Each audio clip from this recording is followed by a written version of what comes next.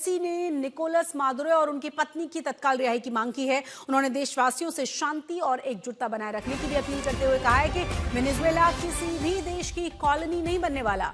उपराष्ट्रपति ने साफ शब्दों में कहा कि देश अपनी संप्रभुता की रक्षा के लिए पूरी ताकत के साथ तैयार है और किसी भी तरह की सैन्य आक्रामकता को बर्दाश्त नहीं किया जाएगा। प्रणय, आपने दो चीजें बताई। विपक्ष की नेता जिनकी उम्मीदें बहुत ज्यादा थी कि शायद वेनेजुएला की कमान उन्हें दी जाए, जो साफ साफ अब पूरी तरह से खत्म हो गई है, क्योंकि यहाँ अंतरिम राष्ट्रपति घोषित कर दिया गया है यहाँ पर। लेकिन बहुत ही महत्वपूर्ण बात यह कि वेनेजुएला के भीतर के हालात कैसे हैं, क्योंकि जहां पर कुछ तस्वीरें दिखाई जा रही हैं कि लोग बड़े खुश हैं, बहुत ज्यादा परेशान थे मादुरो के शासन से, वहां कहा यह भी जा रहा है कि जो असली तस्वीर है वो बाहर नहीं आ रही। बिल्कुल ठीक है, असली तस्वीर इसलिए बाहर नहीं आ रही शशि, क्योंकि अभी भी लोगों के मन में एक अनिश्चितता है कि आखिर वेनेजुएला में होगा क्या? हम्म। क्योंकि आप देखें कि जो वेनेजुएला को चलाने वाले हाथ हैं, ये तो वही हाथ हैं जो कि निकोलस मदुरो के साथ में थे।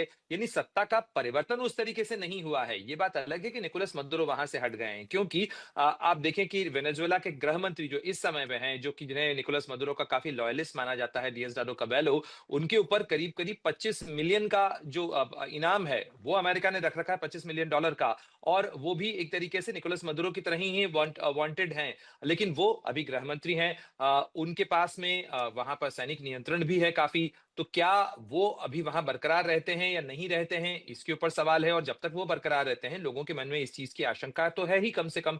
दूसरी बात है कि डेल्सी रॉड्रिग्स को अगर बनाया गया है कार्यवाहक राष्ट्रपति, उपराष्ट्रपति से वो अब राष्ट्रपति बन चुकी हैं, तो ये बयान जरूर वो दे रही हों, लेकिन लोगों के मन में इस चीज की आशंका जरूर है कि आखिर वेनेजुएला के अंदर अगर हालात नहीं बदलते हैं, पार्टी यदि वही रहती है, तो फिर वहां पे बदलाव किस तरीके से आया है, इसलिए बहुत ज्यादा प्रतिक्रियाएं अभी सामने नहीं आ रही हैं। हम्म। लेकिन हाँ, वेनेजुएला के बाहर जो लोग वेनेजुएला के लोग रहते हैं, चाहे अमेरिका के फ्लोरिडा में मौजूद हों या लातिन अमेरिका के अन्य देशों में, चाहे सेंटियागो में से आई तस्वीरें हों, वो तस्वीरें बताती हैं कि वेनेजुएला से को छोड़कर या निकोलस मदुरो, ह्यूगो चावेज के शासन के दौरान उस देश को छोड़कर बाहर गए लोग इस चीज का जश्न जरूर मना रहे हैं कि अब वेनेजुएला कम से कम निकोलस मदुरो के शिकंजे से बाहर आ चुका है। अमेरिका वहां पर निवेश यदि करेगा तो आर्थिक हालात वहां पर बेहतर होंगे। लेकिन फिर भी ये कहना अभी थोड़ा जल्दबाजी होगी कि वहां पर हालात क्या होंगे, जी। क्योंकि क्या वेनेजुएला के लोग इस चीज को स्वीकार कर लेंगे? क्योंकि ये एक तरीके से ये कंट्री का टेक ओवर है। और उस टेक ओवर के बाद क्या वेनेजुएला